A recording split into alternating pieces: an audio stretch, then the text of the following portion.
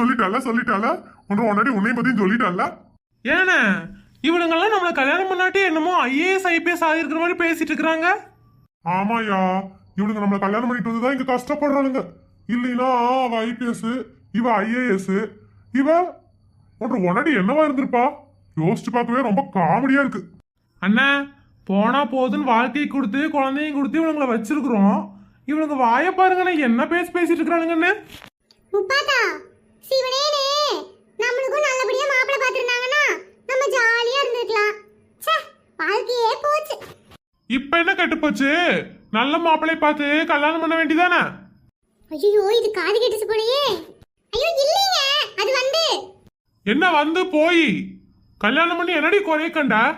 நேரத்துக்கு நேரம் சாப்பாடு, நேரத்துக்கு நேரம் தூக்கம்னு ஜாலி